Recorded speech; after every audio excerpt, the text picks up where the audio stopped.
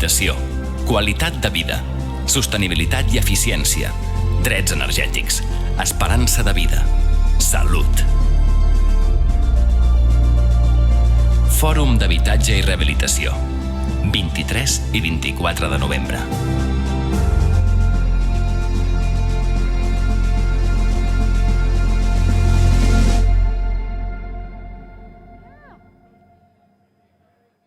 Hello again. Hola a totes y a tots.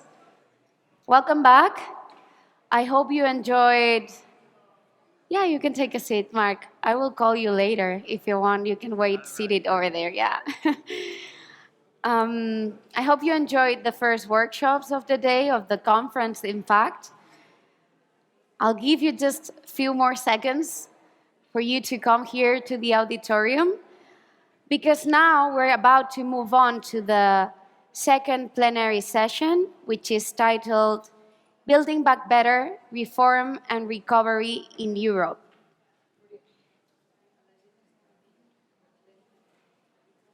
Yeah, it's fine. I will explain a little bit more about this plenary session while you get here. This colloquium will address different ways of understanding reform and recovery as far as housing is concerned. In fact, the European context is particularly complex in this regard. Thanks. It's pretty complex in this regard because our cities have the advantage and at the same time disadvantage of the burden of history. And I wonder, is there a better way to deal with our existing dense and consolidated cities, with our existing buildings? To what extent should we dialogue with historical cities and preserve a sort of static image of the city? How can we manage the challenge to rehabilitate such a large, aged, and inefficient housing stock? And more importantly, what about Ukraine? We cannot look away. Which is the current situation there? And what can we do to reverse this humanitarian crisis, also in terms of housing? In order to discuss some of these questions, we will count on Alice Pittini, Research Director at Housing Europe, the European Federation of Public, Cooperative and Social Housing, currently leading Housing Europe Observatory.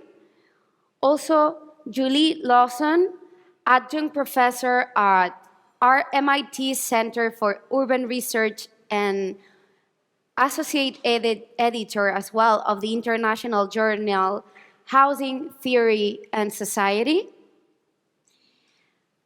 Pablo Fedorip, who is the lead researcher at New Housing Policy from Ukraine, will join us from there online, and we really appreciate it. We're really glad that he's here with us through the screen.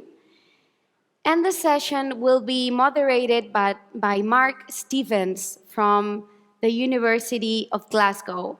So you can all join us on stage, and let's enjoy this plenary session.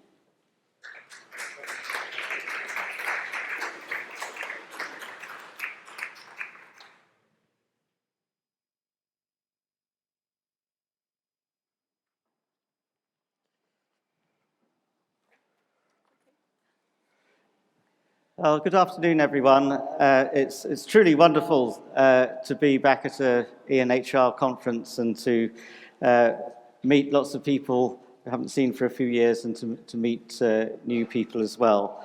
And it's wonderful what a friendly environment that the ENHR conference is. Since some people are still coming in, you're going to get a double treat of a sort of double introduction. So my name is Mark Stevens. I'm a professor of urban studies at Glasgow University. and a member of the ENHR Coordination Committee, and it's my privilege to moderate this plenary session on Building Back Better, Reform and Recovery in Europe.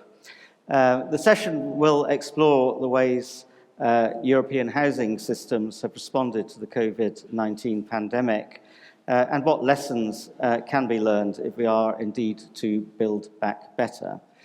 We'll also be paying special attention to housing reconstruction in Ukraine following the Russian invasion in February.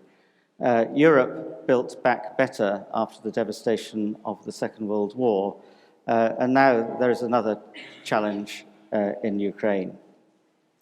Our first speaker is Alice Pettini, who is Research Director at Housing Europe, where her activities include producing the biannual report, The State of Housing in the European Union. She previously worked at the OECD as a policy analyst, setting up a database on affordable housing. She will be followed with a joint presentation by Julie Lawson and Pavlo Fedorev. Julie is adjunct professor at the Centre for Urban Research at RMIT University, Australia, whilst being based in Europe, a sort of pioneer of working at home, I guess. Julie is a distinguished housing researcher, urban planner, and policy analyst who led the recent Housing 2030 initiative for the UNECE, UN Habitat and Housing Europe. Her current international comparative work includes post-crisis recovery in Ukraine. Pavlo joins us from Kyiv, and he is a lead researcher at New Housing Policy, which is a team of Ukrainian experts in housing, urban research, and sustainable development. They're seeking to develop a framework of housing policies that will not only respond to the housing emergency, but also build the path to systemic change. So welcome to our speakers, and in particular to Pavlo from Kyiv. So without further ado, I invite Alice to present first. Thank you. Thank you very much. Thank you, Mark. Thank you, Nuria, for the introduction, and thank you to the organizers of this ENHR conference in Barcelona this year. I'm particularly happy and excited to be among you, also the research community on housing once again, after a long period of not being able to meet each other face to face. And I'm also particularly happy to be specifically in Barcelona, because it's not just a place where there's a lot of interesting research going on housing. It's also a city that is proud of its current housing policy decisions, and that has embarked in very ambitious housing reform programs, which we follow with really a lot of interest. Last but not least, Barcelona is also the place that will be hosting the next edition of the International Social Housing Festival, which will take place in March next year. So what I would like to do in my presentation today is to go through, as Mark mentioned before, a bit what were the lessons learned in terms of housing conditions and the housing situation in Europe as a result or in the aftermath of the COVID-19 pandemic, but also look at current challenges that are emerging, and hopefully with an optimist look at the future, at existing and potential solutions to build back better. So, yeah. Oh, thanks a lot, Julie.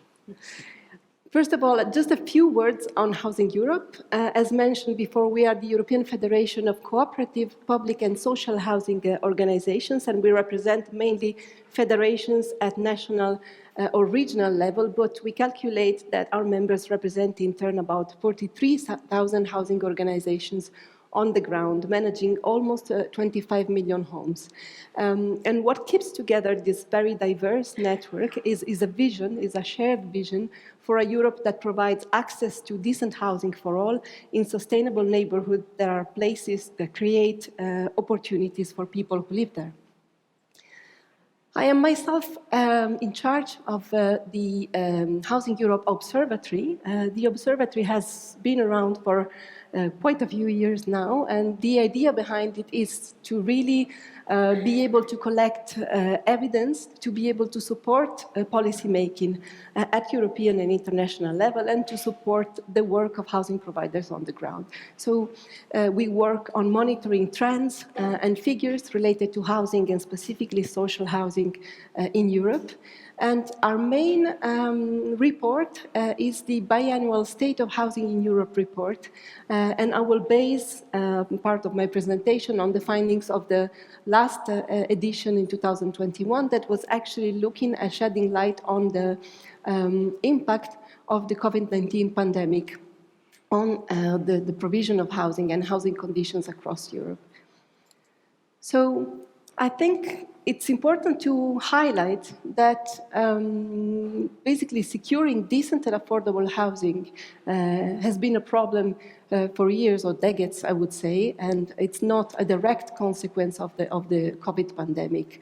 These are data that refer to 2019 from Eurostat that show a relatively high rate of overburden related to housing costs, specifically among low-income households in Europe, and especially among tenants, especially among people living in cities. And these are trends that have been relatively stable over time, over the last decade, I would say.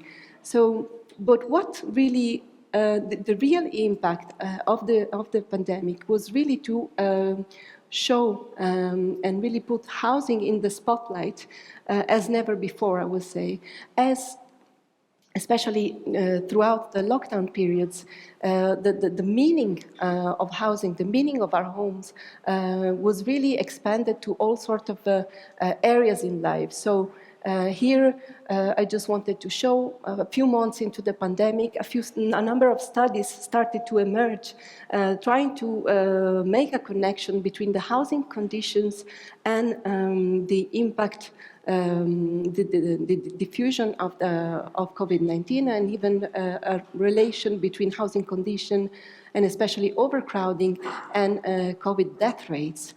And we've seen similar studies from the UK, from France, from Sweden, really pointing at a strong impact of housing quality on the well-being and the physical and health of the people. But, I mean, if we are to look beyond the most dramatic phases of the pandemic, what we saw is also that it became clearer than ever that housing has an impact on our possibilities to work remotely, to study, and on the mental as well as physical well-being. And in this situation, the inequalities in access to decent and affordable housing were really exposed and, as I said before, really put under the spotlight. So, also interestingly, we tried to follow a bit what were the responses from the countries, the member states within the European Union and beyond, during the pandemic to basically help people that were suffering from the economic consequences of the crisis not to lose their homes. So actually most member states were pretty fast in reacting and putting in place a number of safety measures, like moratoria on evictions, for instance, reductions of rent in the social housing sector, special housing allowances that were put in place. But all these measures were taken with the idea to be of a temporary nature, and that they would stop at a given point in time, and indeed they have almost entirely been phased out by now in most countries that we looked at. What we see as still basically the missing point that could really represent a turning point is to shift from this emergency mode to really towards more long-term investment into housing policies. And here I included just one chart produced actually by the OECD that shows how the public spending, public investment in housing development has fallen constantly and significantly over the past decade. And this is a trend that we have not seen reversed yet. Another element that we see today as a very worrying challenge is the current cost of living crisis, or basically the problems that are related to the ever-growing inflation rate across Europe. And here, we looked at some figures. These are actually from April this year, and the situation in the meantime has also significantly deteriorated, I would say. But what is interesting is that if we look at the current drivers of inflation in Europe, and maybe let me stand up, we see that really the main part, so over 30%, over a third of this inflation is represented by the cost of electricity, gas, and other household fuels. At the same time, also the cost of petrol and diesel, of course, plays a significant part, and so does the cost of food. So these are all typically elements that already take up a really big share of the household budget for low-income budgets, for low-income households. And this means, as recognized by the European institutions, among others, that this crisis is hitting the most people on low incomes. And of course, this, we all know, is probably going to increase the phenomenon of energy poverty, which has a strong housing element in it. And this is especially in countries in Central and Eastern Europe, where indeed the already rate of energy poverty is already very high. So this is, of course, top of the political agenda, and a situation that governments are going to have to come to terms with in the short time to find solutions for the coming winter. If we look at housing markets in this situation, what is happening? Once again, if we look at recent data release from Eurostat and recent reports from the European semester process of the EU, institutions recognize that house prices are growing at their fastest pace over a decade. We saw an increase in house price growth rate during the pandemic, and this is still keeps increasing, despite the fact that many experts point at a potential reduction in the near future, also linked to the increase in interest rate that the European Central Bank has started to apply. Also, and most importantly, lack of affordable housing is an increasing problem, especially in our urban areas. And you've heard at the plenary session this morning that indeed in our cities, the global cities of today, housing availability, housing quality and affordability are a huge issue. And just to try to go beyond the usual Eurostat silk data that we all tend to use, we try to do a little exercise with my colleague Dara Turnbull, who's actually standing up somewhere there in the audience, and I'm sure he can give you all the explanation about the data behind this chart. Don't hide, Dara. But what we see is that if we look at the average rent in European cities, and what an average household, here we take, for instance, the example of a two-income household with one average income and one even two-thirds of the average income.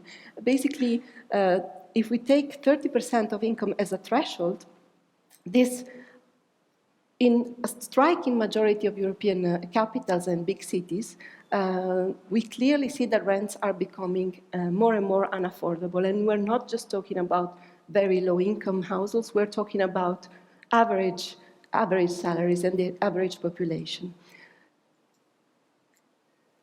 Also, at the same time, we see that social and affordable housing policies, as a consequence of all these trends that we've seen, are increasingly under pressure. There are, of course, increasing waiting lists for public and social housing, and a critical question is how to increase supply in this condition, in this situation. I mean, for a number of reasons, and one of them being the fact that the cost of construction materials and construction products have been really skyrocketing over the past few years, making, of course, the task of building homes at affordable costs particularly challenging. And we see, in a way, although I don't like to use this term, but we see almost the emergence of competing target groups, meaning even in cases where the social housing sector before had a limited scope and a clear focus on very low-income groups, this is probably now being challenged by the fact that a lot of middle-class households also need to find more affordable solutions. And we need a range of options in terms of housing market and housing policies to accommodate for these needs. At the same time, there's also diversification of demand. And I think this is very well reflected in the composition of the workshop at ENHR. We see the issue of housing for youth emerging, but at the same time, housing that is adapted to the need of elderly people. There's also the emergence of collaborative practices, and of course, migration, including, of course, migration from Ukraine, from people fleeing the war who desperately need to find rapidly an accommodation in other European countries, puts an additional pressure. About 4 minutes, Alice. 4 minutes, okay. So I'm sorry because I promised to be quite optimistic in my presentation, but in the end, I finished my time before getting to the actual good news, because I think the idea is this afternoon to also look at opportunities and to switch from thinking about crisis to looking at current opportunities. So first of all, because of the really crisis that we've seen related to housing, a number of institutions are more and more vocal, calling for investment in affordable housing, including European institutions, but also the OECD, the World Bank, a number of international organizations, UN agencies. So experts at all levels agree on this urgent and pressing need. There's funding there from the European level, and there's a strong push from the EU agenda specifically to look at sustainable housing construction and renovation in the framework of the Green Deal and the renovation wave. There's not yet a sustained trend in reinvestment in social, public, and cooperative housing across Europe, but we see some positive examples. So countries that have recently adopted really good and forward-looking housing strategies, a bit across the board. I'm thinking of Ireland, I'm thinking of some of the Central and Eastern European countries, like the Czech Republic, really putting an effort into implementing an affordable housing policy. And I would say, or maybe skip this one, it's also important to mention that at European level, a strong signal comes from the fact that a decision has been made to revive the informal meeting of housing ministers from European countries. A first meeting happened already in Nice this year, and there's a commitment towards having future meetings already in the winter of this year. And we contributed together with other organizations and European NGOs, submitting a 10-point plan for housing ministers in Europe to increase investment in affordable housing and in a fair energy transition. Also very important, I want to mention just 3 things before closing. These are initiatives where we've been partnering up with other institutions and including researchers and the academic world. First of all, there's of course the Housing 2030 study. I'm sure that Julie will tell you more about it later, and she's even brought the report with her. It was an amazing exercise looking at existing good practices from across the UNECE region, looking at housing policies from a very elaborate perspective, looking at land policy, finance, governance, and sustainability. And I think the main two takeaways that I can take from this exercise is that there's no one-size-fits-all solution, but there is so much that we can learn from, and that there is no low-hanging fruit. Housing policies tend to produce results over the long term, but this would be absolutely necessary and bring benefits to the future generations. Last but not least, another element that we need to be able to really build back better, as was the title of this session today, we need innovation within the housing sector, in partnership with other sectors, to support inclusion and the just energy transition. And even in this case, we launched recently an initiative called Shape EU, where we'll be looking at supporting the renovation at district level in a number of neighborhoods in Europe, looking at sustainability from a 360 degrees, together with also academics and experts from the sector, and this will hopefully bring a significant contribution to implementing the renovation wave. So thank you for your attention, and I will sit down again.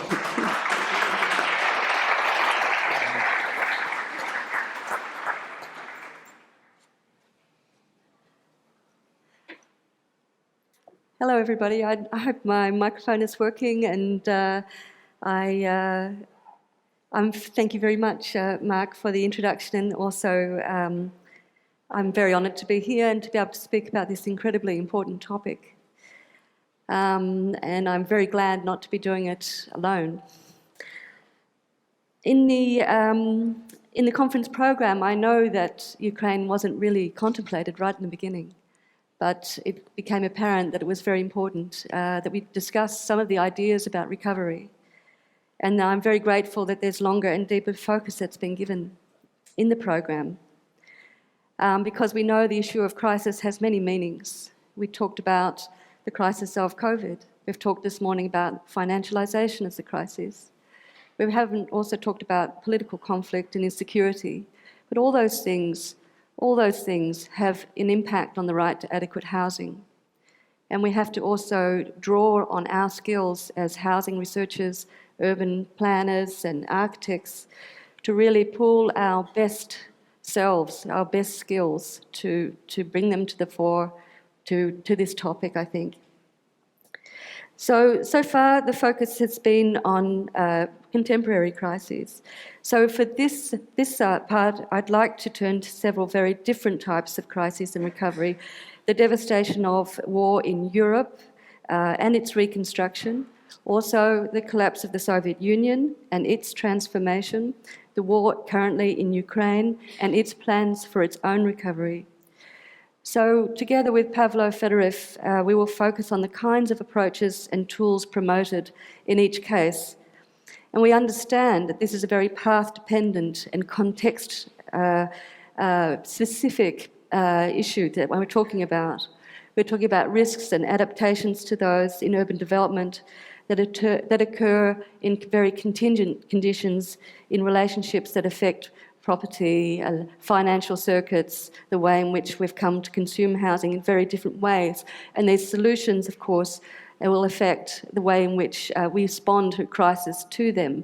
So understanding the context and having an understanding of the history of its urban political economy is very, very important. We understand that. It's certainly something, an approach in my own research, from my early years, 20 years ago, in my book on critical realism and housing research. Whoever could come up with such a crazy title? But that was all about urban history and understanding the relationships that matter, the contingent contextual surroundings that broke and remade and shaped those relationships to form different housing systems. And I've tried to apply that to wherever I've lived, and everybody who knows me, I'm a rather rolling stone. And I've ended up in Korea, in Austria, in Switzerland, in Norway, Nairobi, and now in the Netherlands. So this rolling stone, of course, is busy with comparative research. And with this strategic lens, always looking at relationships that matter, relationships that underpin housing systems, that underpin circuits of investment, how they can be broken, reshaped, changed, and also shaped. And this theoretical approach was what also guided me in that UN report with Housing Europe.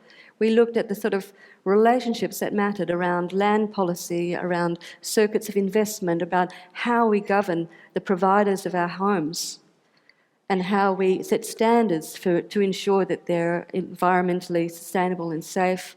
All those things are very, very important foundations. And if you go to that policy-related report, there are some very strong theoretical underpinnings in how we look at housing systems and how we don't assume that they're all the same at all times in all places. So Housing 2030, yes, I think it's a great report. And I'm thankful for many of you. I wrote in the newsletter a few months ago to thank more than 80 ENHR researchers who were involved in contributing through their research, through their comments, through their support and contributions. I'm very grateful for that. But with that report on hand, when we'd finished, we thought, gee, you know, with the conflict and the destruction in Ukraine, perhaps there's some things that we could learn, take from that, and also perhaps that's of interest.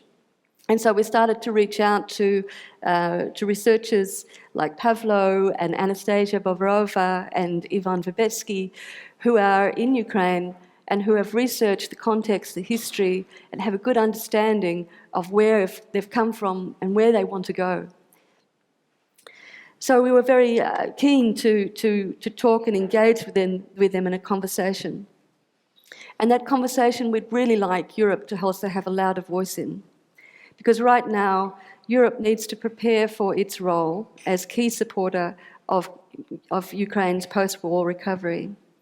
The rebuilding of Ukraine will be challenging and requires very careful reflection and renewed ambition. Any recovery plan necessarily involves national leadership and multi-level governance. It will guide these efforts across and within regional and city governments, with civil society and with the private sector.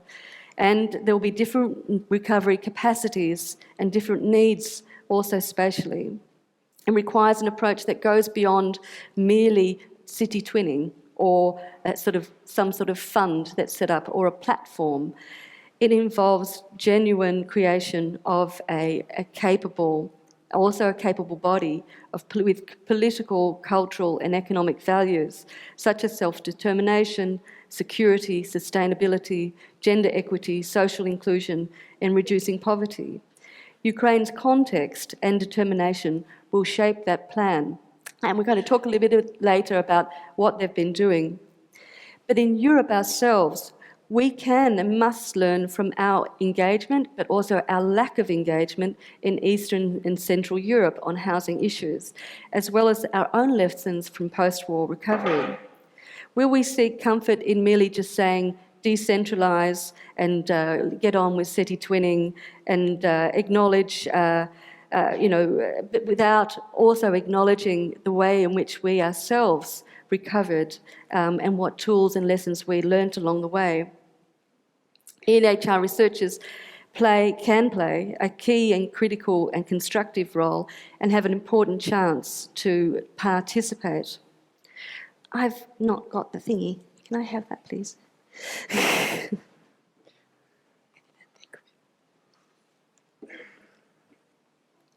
So our presentation is about the perils and pearls of reconstruction, also about post-Soviet solutions that were imposed or given or received or shaped.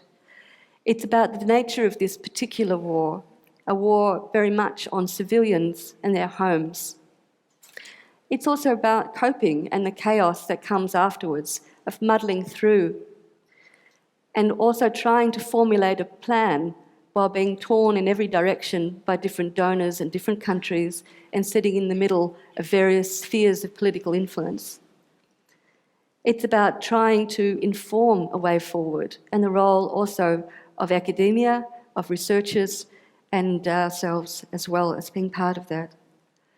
In the room right now, there are many, many researchers that have had a really key role in the transition in Eastern and Central Europe. I'm not one of them.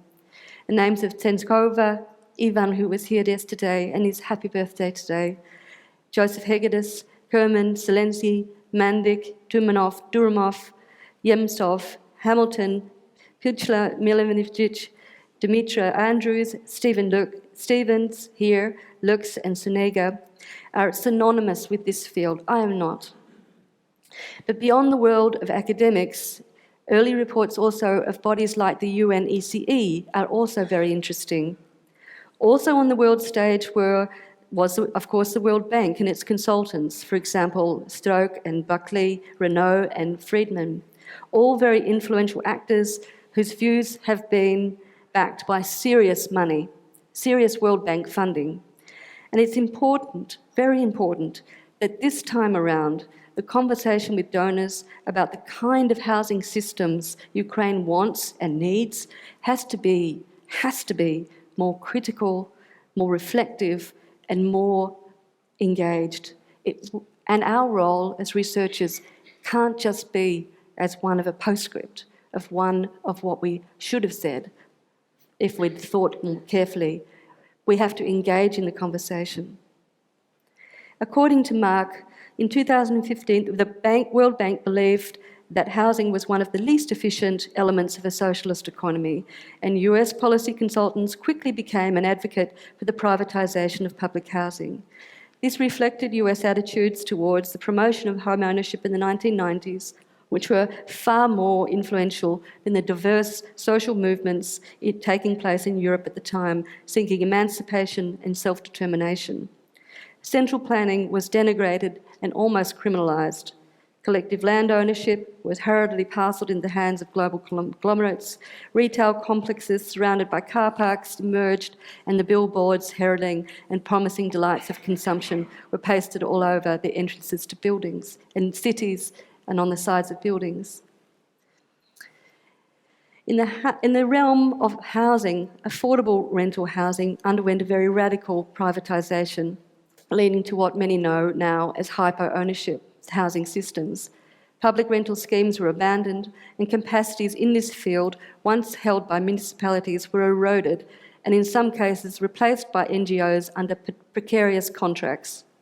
Policy advocates envisaged the establishment of individual mortgage-financed home ownership, often with secondary mortgage markets linked to global capital.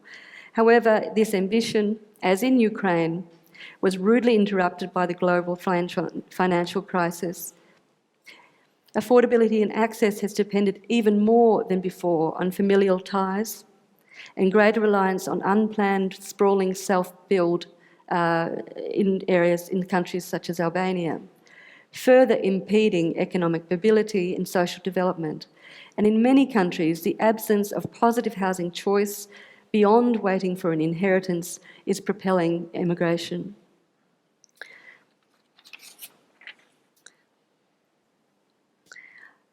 Remember Michael Harlow's book? I'm sure you do, and I'm sure many of you have referred to it. I spoke to Michael on Monday, actually. He's now an octogenarian, I think, almost. But he wanted to tell you all that he really would like ENHR to get involved in this current discussion and to be part of it, part of debating about the future and the reconstruction efforts that will take place. It's no time this time round for a uniform cookie-cutter approach towards all post-conflicts, giving priority to simple throwaway terms like economic liberalisation and liberal democracy, without allowing governments any input in what the policy prescriptions involve or entail. We need to move away from just the development of usual approaches. We see, for example, the IFC, the International Finance Corporation, already asking for tenders on PPP modelling approaches, where local partners merely just fill in the spreadsheets. You know, this is the kind of local engagement which is being requested. It's really sad. We also see that reconstruction programs suffer from a so-called nirvana fantasy. It'll all be okay if we're engaged or we're involved. We also see sometimes peace building resemble a short-term version of colonial policies designed to maximise opportunities for foreign construction companies. I also see that occurring. Opportunism can go beyond economic gain to extend to long-term political struggles for influence as well. At the World Urban Forum, a very, very exciting event that took place in Katowice in Poland this year, I witnessed the relief and reconstruction complex in full swing, where we saw private contractors and consulting firms, national and international NGOs, all competing for pieces of the pie. Sadly, many NGOs have become ambulance chasers, and this is a great shame. I won't dwell too much on these negatives. What I want to talk about now is actually our forgotten pathways of recovery. If we had asked European cities at the time of the transition and now, how was it to recover from the devastation of war, what would they tell us? What would Rovaniemi tell us? What would Vienna tell us? What would Rotterdam tell us? What would Cologne tell us? And we can see that after a period of crisis, usually 3 or 4 years, by around, for example, the late 40s, things started to get organised. Land policies were made, land legislation was organised. We'll come to, I would like to focus a little bit on the role of public interest stakeholders, in particular the role of municipalities and public investment banks, which at times were supported by the US Marshall Plan, which played a vital role in their post-war European recovery.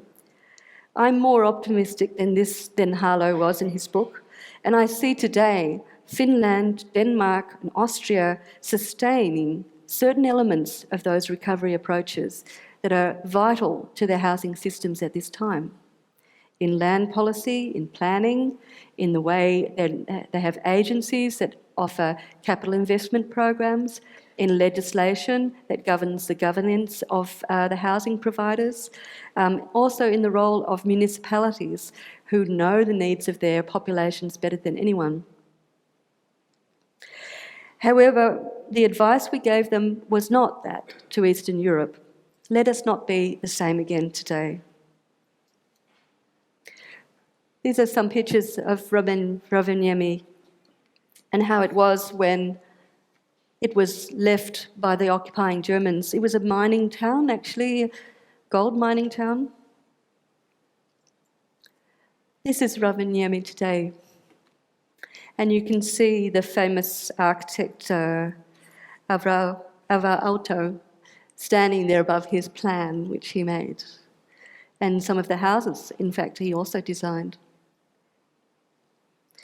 But what lies below these beautiful images are institutions and agencies and circuits of investment that are very, very purposeful. They had strong municipal land policy. In fact, there was a law in 1949 which made it possible to reorganise and reallocate parcels of land and to ensure that they were used for the needs of the town to be reshaped. Today, an agency called ARA still remains, which has its roots in that role, its roots in providing long-term loans. Municipalities grew up annual housing programs and distributed loans and housing allowances to housing builders of all types, individual households, and later to housing companies and urban apartments. Municipalities also purchased, like they're doing in Barcelona, appropriated land, such as farming land, to ensure they had good, effective control over planning, and developed local master plans adapted to local needs. We also see similar but different approaches going on in Vienna, where 20% of the housing stock was destroyed, and they had virtually no building materials to utilise. The economic infrastructure had collapsed. There was a shortage of capital. All these are similar to the situation in Ukraine cities today. We have to imagine what were the tools of recovery in Vienna. How was this recovery achieved to the extent that it's now considered one of Europe's most livable cities. What was it about public investment via mission-focused providers? What was it about the way in which the housing was broadly allocated? The need was assessed was wide rather than narrowly targeted. It was initially financed by, in part, the Marshall Plan, but that was institutionalised into circuits of national and later regional investment, which are still there and very important today. Those loans, of course, are recycled and can form pots of funds for state programs to use as they wish. The Netherlands was actually one of the highest recipients of the Marshall Plan funding. And you see devastated Rotterdam there. Initially, when Zelensky spoke to the European Parliament, it was Rotterdam and its recovery that he had in mind and wanting to learn on that. And I think that call, unfortunately, fell in part on deaf ears in the Netherlands, which was more concerned with its agricultural interests and re-establishing the port. But we can do better than that. And so we're organising a national event with partners from Europe as well, which will look into stories of recovery.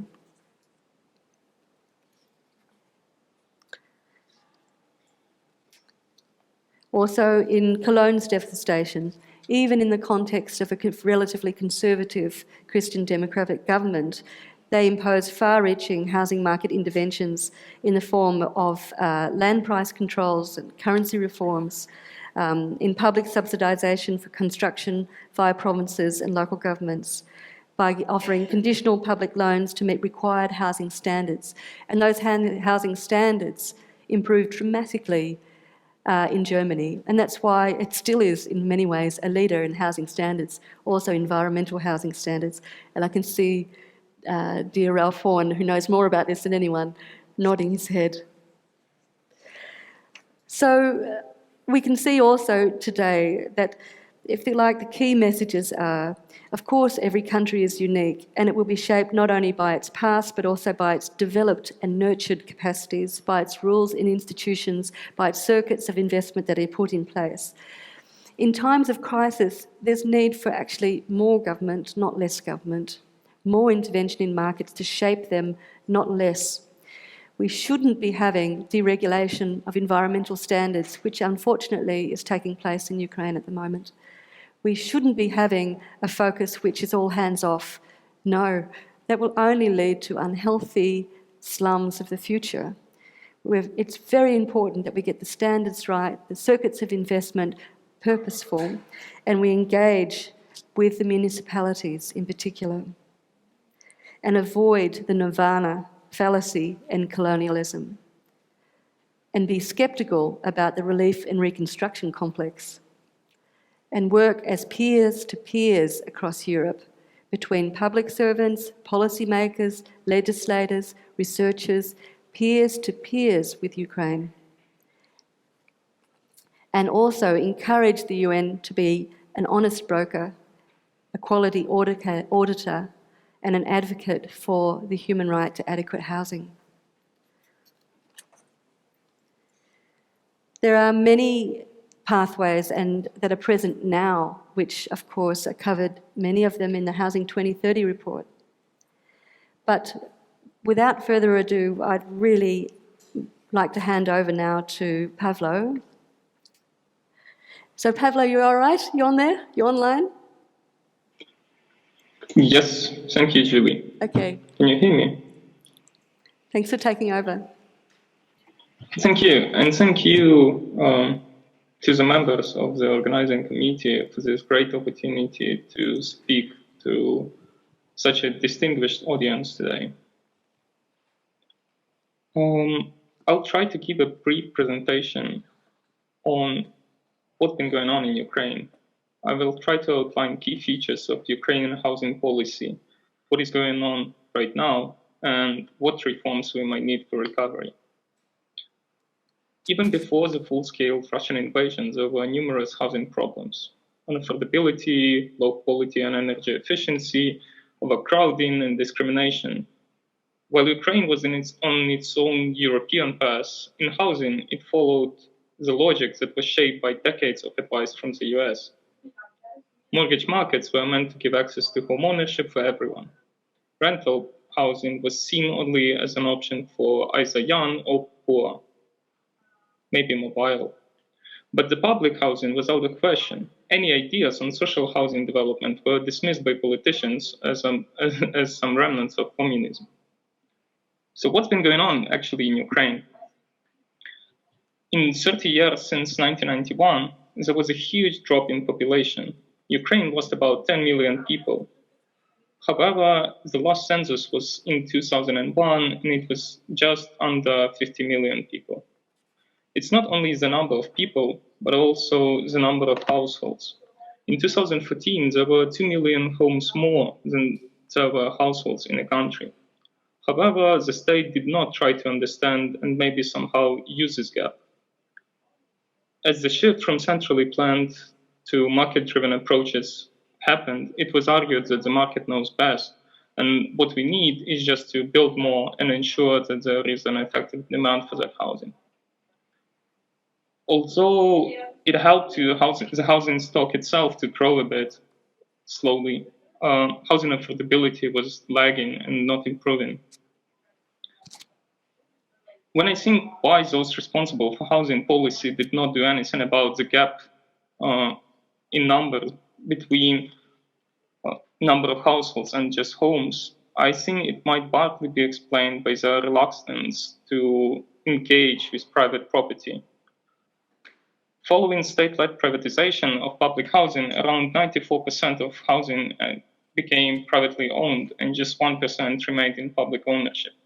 This meant that there were simply no public interest stakeholders to actually raise this issue. As this complete privatization of public housing stock meant that the home ownership became a distant dream for many.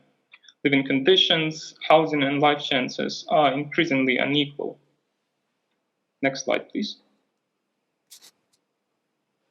Ukraine is the largest country in Europe, if you don't know. And the green dots on this map are cities, and the red ones are towns. Different regions have very different types of settlements and housing stock. Therefore, different models and approaches will have to be developed in different localities to deal with this crisis.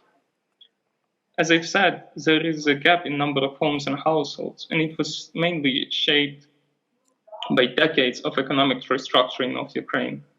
Since 2013, there is also the decentralization reform, which entails the reform of administrative system, local governance, but also fiscal decentralization. Next slide, please. On this map from Mikhnenko and Swain article, you can see different regional growth trajectories. Ukraine already inherited imbalanced space economy, but it was further aggravated by the shift in the developmental model. Before 2004, it was export-led industrial growth, which involved national accumulation. Later, it transformed into credit-fueled consumption that was dependent on foreign capital. The black hole in the middle is Kyiv, which is an emblematic case of the shift from high-skilled industrial sector to real estate and service economy. To try go back to the pre-war status quo would be neither just nor desirable. Next. In this graph, you can see the number of apartments built in Ukraine. Each region is represented by a line. The blue one is Kyiv, and the yellow one, Kyiv region. I've put a red mark over 5,000 apartment mark to highlight that there were significantly lower numbers of newly built apartments in almost all regions for a very long time. It is important to remember because it helps to understand why there might be simply not enough housing in many regions where internally displaced people might flee. As a capital, Kyiv attracted all the money and spending power. Cheap mortgage here that was denominated in US dollars helped to further heat up the market. And when the prices became out of reach, the developers just started to construct more housing in the region. After 2014, places like Irpin, Bucha, and many other Kyiv satellite towns became home to many of those who were leaving Donetsk, Luhansk, and Crimea. And in 2022, Russians invaded their homes again. Next slide, please. For many of you, the story of post-socialist housing development might be familiar. I'll just try to stress key features of the transition in Ukraine. While back in the 80s, there were successful experiments in cooperative housing, like the one in Kyiv you can see on this picture. In the 90s, it all dramatically changed with housing privatization taking off.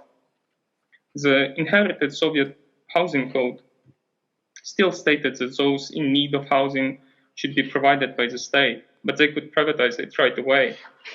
In a way, it meant that the waiting list is not going to work, as it was just impossible to provide housing for people for free, further enhancing homeownership rates. As for the social housing, it was the dog that didn't bark, as Dorothée Bol and Christine Maxine said. The responsibility for its development was put on local authorities, who often don't have neither resources nor capacity to do so. For example, the social housing stock in Kyiv was around 200 apartments, and many municipalities did not develop it at all, as they were seeing it as a constant loss maker. Instead of giving subsidies to municipalities, the state was giving subsidies directly to potential home buyers, further heating up the market and pushing prices out of touch with reality. Next slide, please. While the apartments themselves were privatized, the structures to manage multi-apartment buildings in which they were located were not in place. The owners sometimes made piecemeal renovations and thermal insulations that didn't actually help, as these buildings needed major renovations. The gated communities of new commercial housing were emerging, exploiting the existing infrastructure, as planning is poor. This development doesn't contribute much to the community, as the real estate and property taxation are almost non-existent in Ukraine. As major renovations are also not financed by the owners, the housing expenses for them are extremely low. Housing in Ukraine, I would say, is almost a perfect asset. Almost no expenses, but all rent and capital gains. As there is no distinction between primary residents and buy-to-let, investors are always able to outcompete those who need housing for living in it.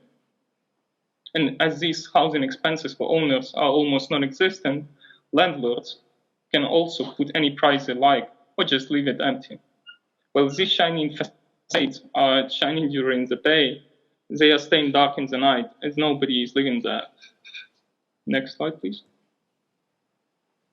These profit maximization strategies of developers push them to construct huge multi-apartment buildings everywhere, as one you can see in the picture. These were financed mainly either by investors or with the help of cheap mortgages in the 2000s, when the housing system has become strongly linked to international finance.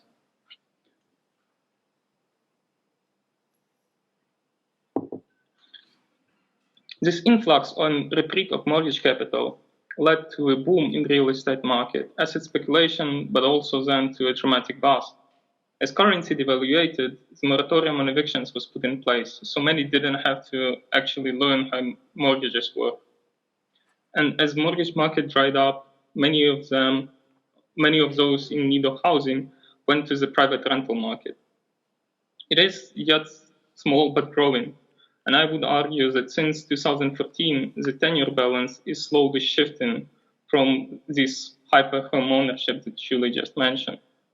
However, this private rental has very big tenancy rights, is extremely expensive, and has no rent regulation.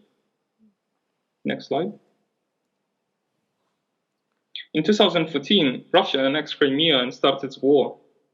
It has led to displacement and economic crisis. The private market responded with rising rental prices and the construction of housing in Kyiv regions that I mentioned before. Another currency devaluation caused huge influx of money into these safe assets. In some places, the demand for housing was also linked to remittances or salaries that were paid in foreign currencies. Even COVID pandemic in Ukraine had no impact on housing policy. There were mortgage holidays and moratorium on utility disconnection, but there was no moratorium on evictions for tenants and no attempts to even try to test rental market regulations.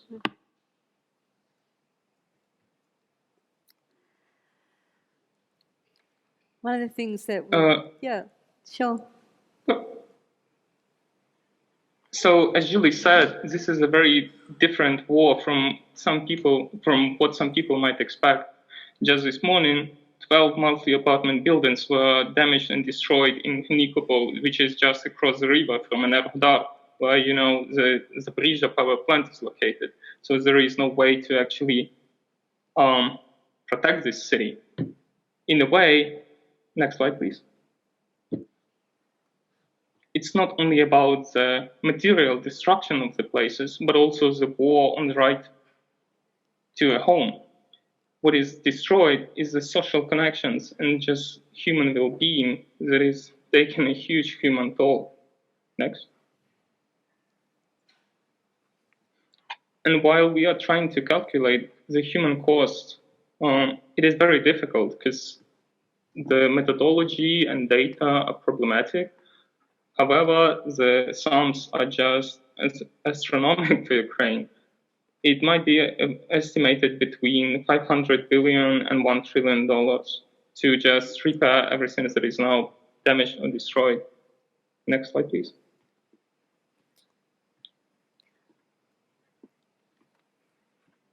In 2014, the waves of displaced were arriving over a longer period of time and in smaller numbers.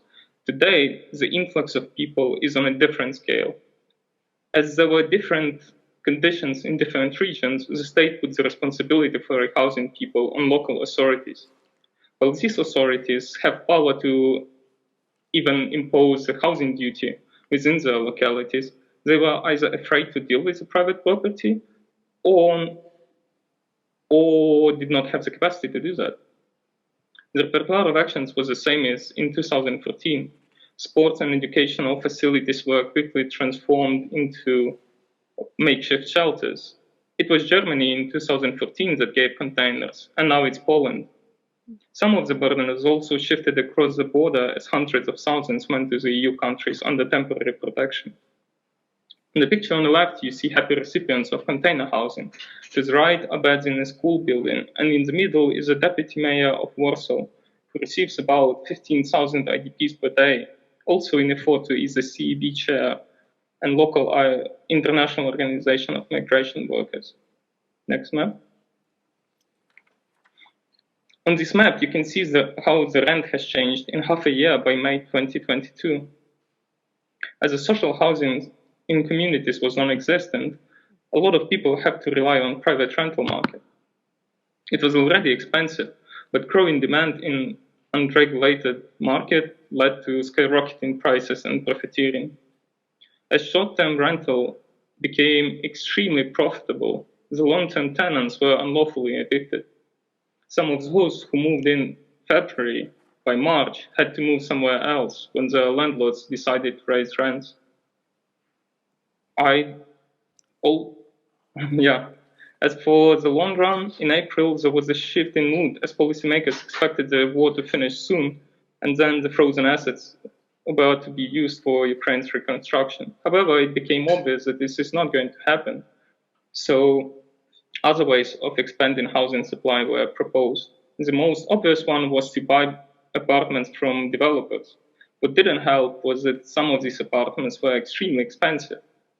There were also talks and even suggestions on financing the renovation of so-called investment apartments, or even suggestions that some illegal construction sites have to be reopened just to finish housing units as soon as possible. Also, in order to boost the production of temporary housing, urban planning is also further liberalized. In this picture, you can see a housing estate in Kyiv unfinished since 2019, when its developer went bankrupt. Next slide. As there was no social housing, the ministry is trying to give small subsidies that could cover utilities to hosting families. There are numerous problems with this program. Although the sums are low, in just a few $millions per month, the lion's share is paid by the Norway Refugee Council and UNHCR, which is unsustainable. However, the bigger problem is that it has no monitoring, so we don't even know whether it works and how. There is a lack of understanding for how long people stay where and why do they move.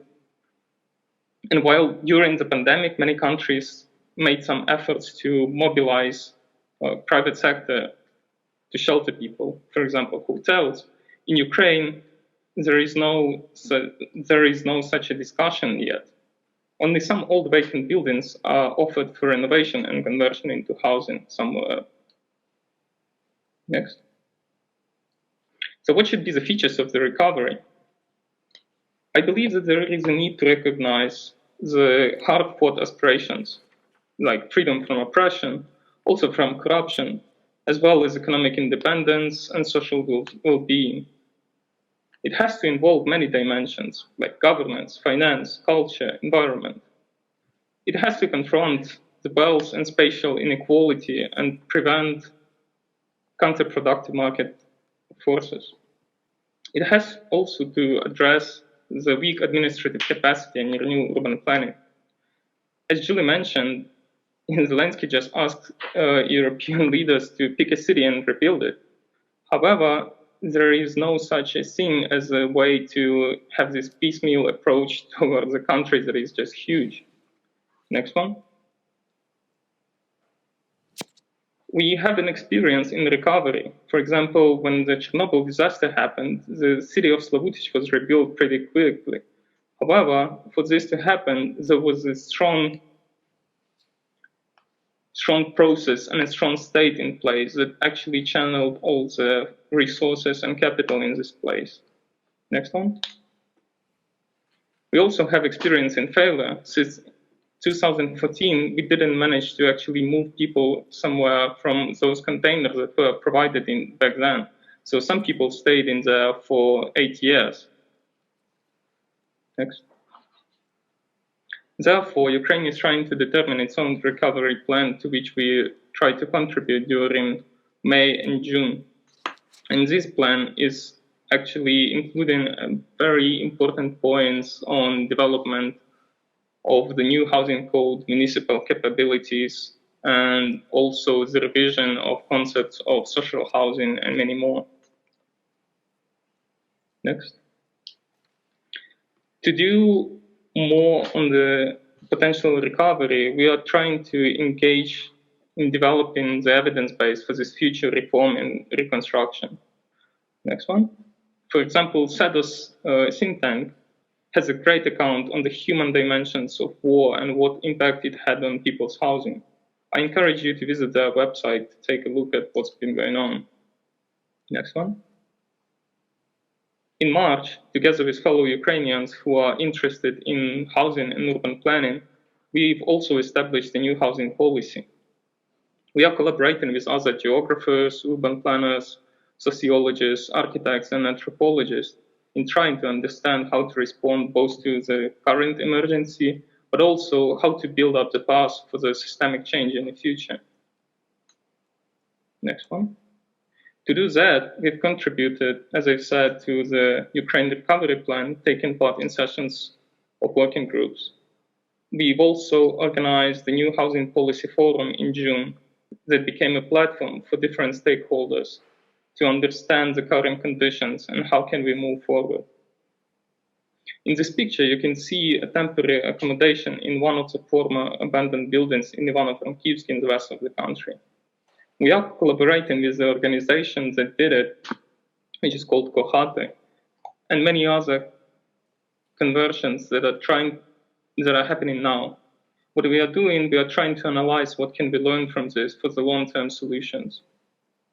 And one of these long-term solutions, we believe, is an affordable rental housing, towards which we are trying to work with the EIB and other socially oriented structures.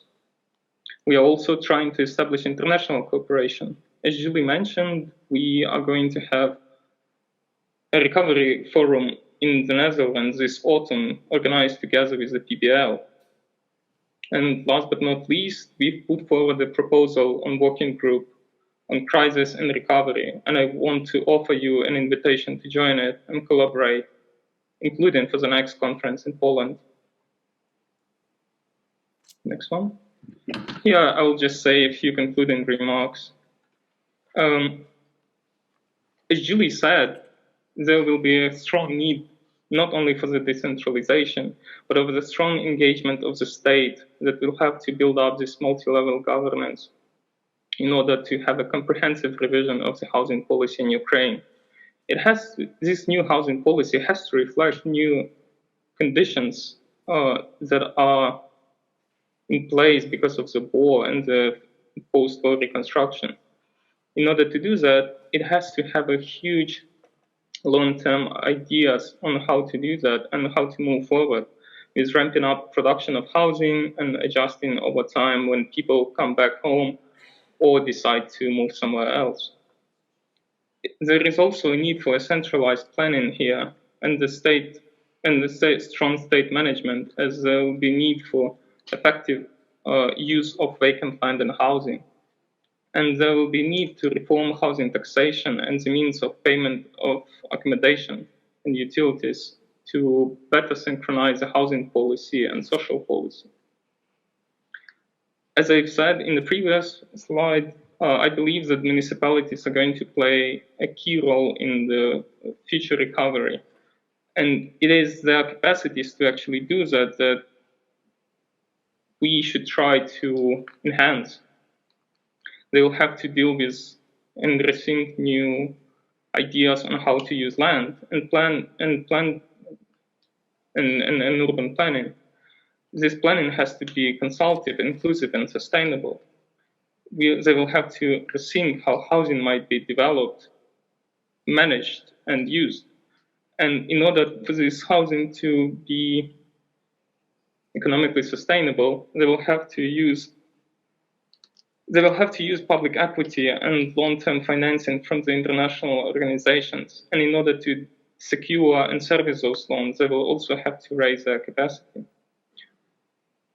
For this capital to be used for housing to become green and sustainable, we will also need to develop new roles and choices for the people themselves. We will have to engage households and community in the reconstruction of Ukraine, because in the very end, this whole thing is like the reconstruction is a way for Ukraine to actually change its housing system in a way to secure the right for housing for everyone. I think I'm over time, so over to you, Mark, if you have any questions. Okay, thank you very much indeed.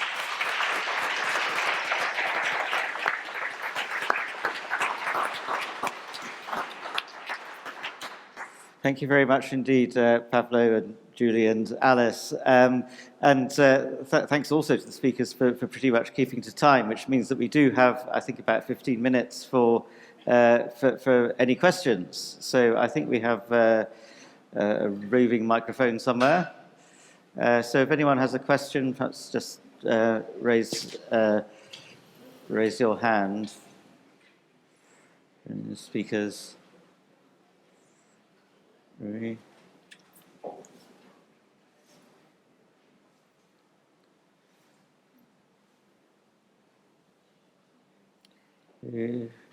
Any questions? There must be some questions.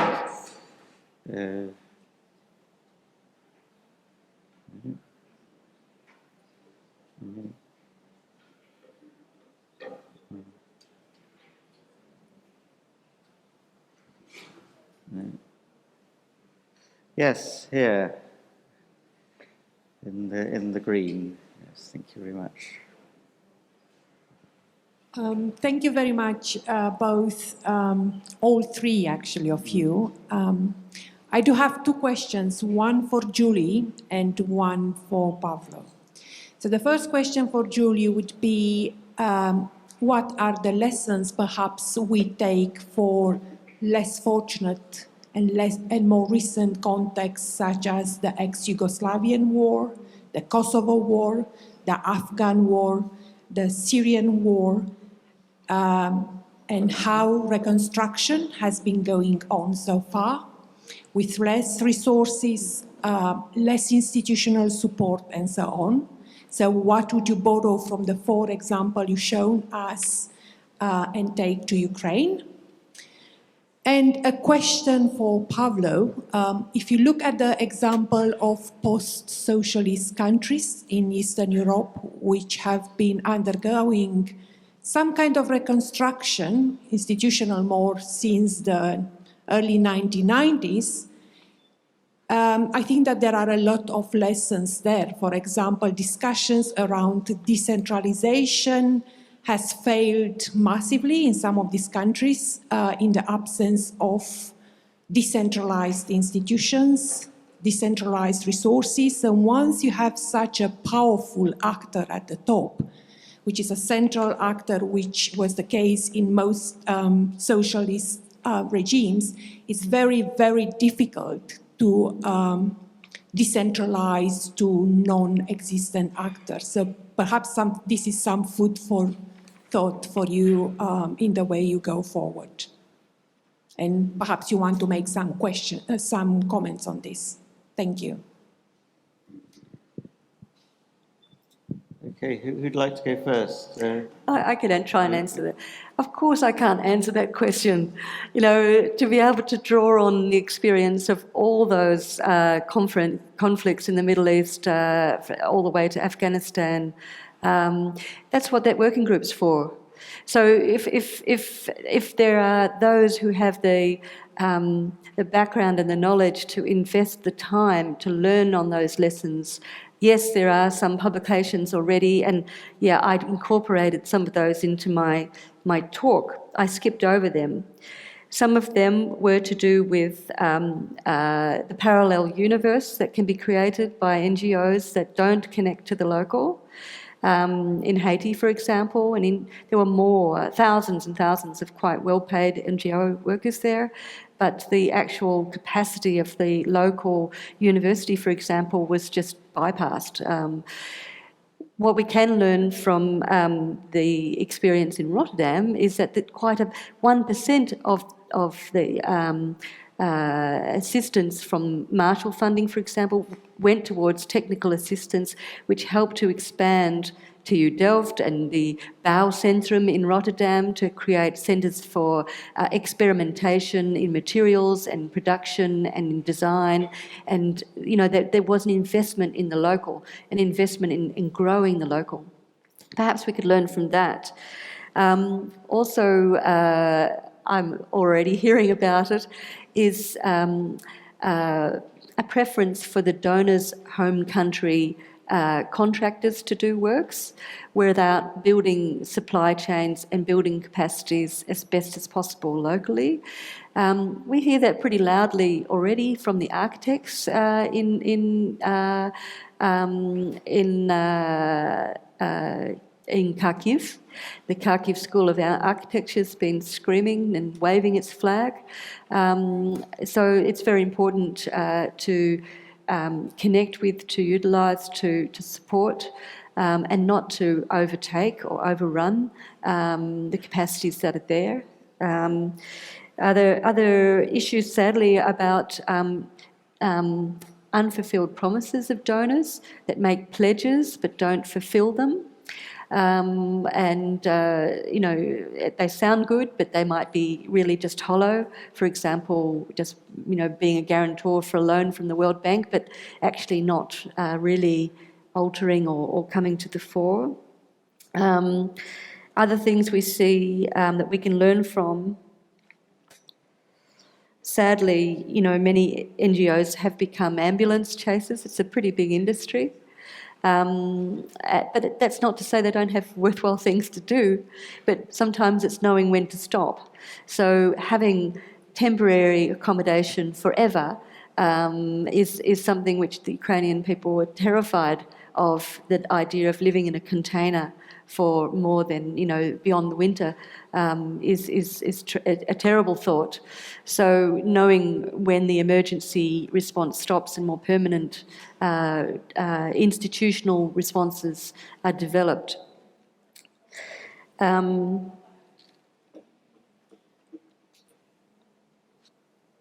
Yeah, I think very much the importance of building capacity in the nation itself, amongst the people themselves, and not overrunning that process. But what I also notice, which is the lack of respect given to the Ukraine's own recovery plan. So there are consultants out there devising their own recovery plans. Europe is also seeking advice from the Boston Consulting Group on what to do, when it's actually got resources and experiences itself that it can tell Ukraine. So, you know, we have to be active and involved and work peer-to-peer, I think, is the best, as researchers anyway. And maybe when doing research projects, make sure that you incorporate Ukrainian colleagues, stand alongside, don't do something for somebody. That's why Pavlov's here. Make sure that you, when doing work on Ukraine, that you always work embedded with all these good researchers that are there. It's. Thanks, Julie. Pavlo, do you have anything to add there? I would just say that while I do believe that decentralization is one of the most successful reforms, there are no checks and balances yet in place, as we are just trying to, find the right size and the share of responsibilities between different localities. I wrote an article called "How Not to Decentralize Inequalities" back in 2017 or something like that, when I was trying to look at what's going on with fiscal decentralization. And yes, it's just impossible to give the responsibility for the reconstruction to municipalities themselves or even to the regions. Therefore, there has to be a strong guidance from the center that would have this encompassing, comprehensive vision of how to actually manage. Because I do not believe that there is going to be a chance that millions of people are going to find the place themselves.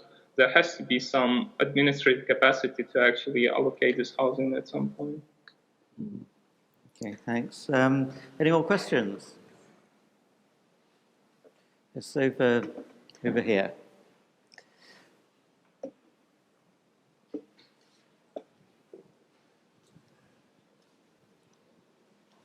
Hi, thank you for the presentation. And then I just want to know the situation in Ukraine a little bit more about people's movement and organizations or community-based organizations, etc.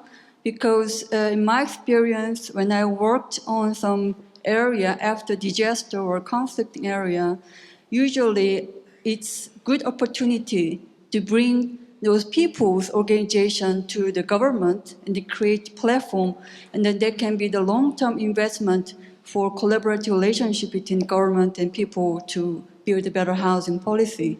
So I was wondering, and also I think there's a researcher's role there to support them and they create platform.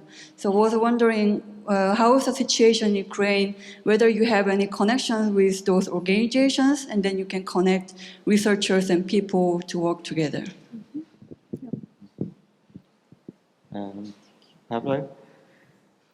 Yeah, thank you for your question. Yes, we do. Oh, well, in fact, the recovery plan that I've mentioned was one of the first instances where a lot of people from different organizations had finally a chance to actually be in the same Zoom call with the ministry and actually voice their ideas on how that should happen. While I do believe that it's important to engage with these NGOs that are providing housing and temporary solutions for people, we just don't have enough capacity ourselves to actually do all the stuff, while trying to consult the ministry itself on what to do and whom to contact and how we should move forward. We simply have not enough time and resources to engage also all the other stakeholders. So yeah, it might be helpful if more of the European researchers and organizations actually give us a hand and share their experience. And for that, we've set up this idea of the working group on crisis and recovery that I've mentioned, to which I offer you to join and contribute if you want to. Good. Yeah, it was interesting that in the housing policy working group of the recovery plan, there were researchers from Ukraine there, Pavlo, for example, also others from other research organisations, other stakeholders, social policy groups. They met intensively over that 6 weeks period, twice a week, on housing policy issues, and tried to inform the content of the recovery plan. And so you can see there what they achieved and what they managed to get in. And that was what was presented in Lugano alongside the consultants' reports. But that's what was presented in Lugano, which is now being discussed in the Parliament and will be hopefully a declaration of the government itself. Yeah, good. Good. And I think we probably have time for a final question, if anyone has one.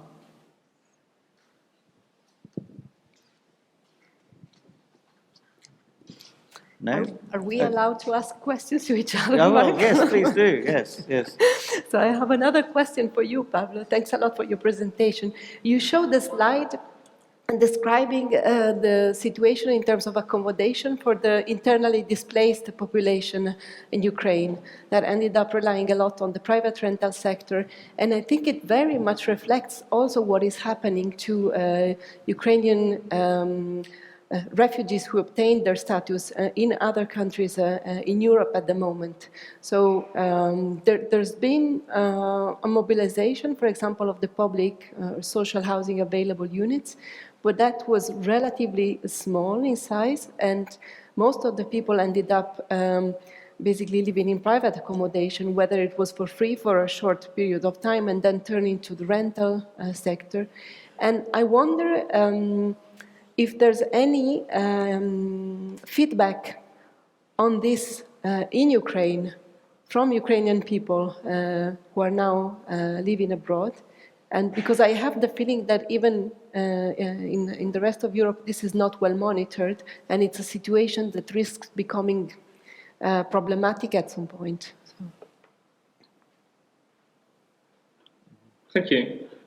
About a month ago, the report from OECD was published on the ways that Ukrainian displaced people were provided with housing in European countries. And I encourage you to read that. The majority of it was about giving housing vouchers to people or trying to compensate rent in the private rental sector.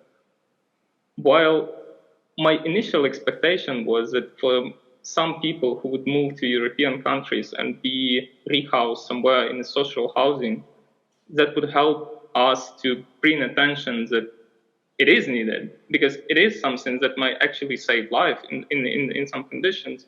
Therefore, it is something that has to be developed in Ukraine as well.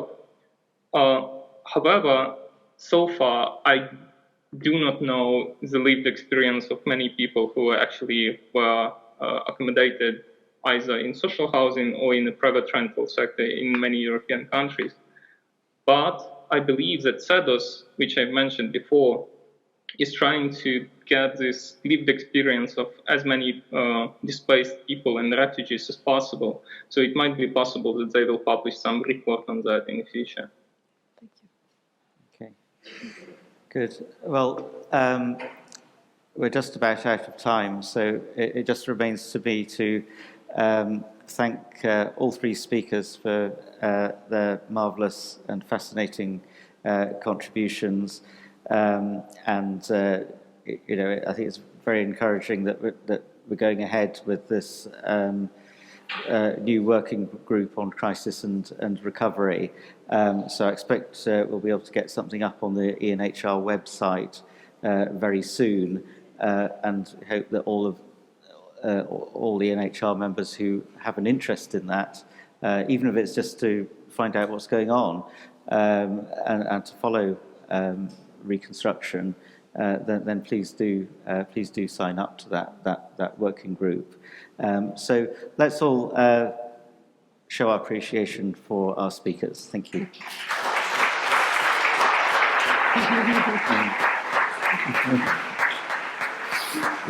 Thank you. Thank you so much, Alice, Julie, Pablo, and Mark.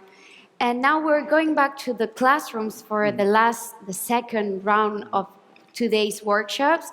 And please do not leave after that, because you would be missing a rather interesting part, the networking session, which will take part at 7 p.m. in the cafeteria. Coming from here, it's just on the left-hand side of the entrance. After that, that will be it for today. The day will be over. So thank you so much for joining us on the first day of the European Network for Housing Research Conference 2022. And we'll keep on with the discussion tomorrow morning at 9:00 a.m. here in the auditorium. Enjoy the rest of the day and enjoy Barcelona. See you tomorrow.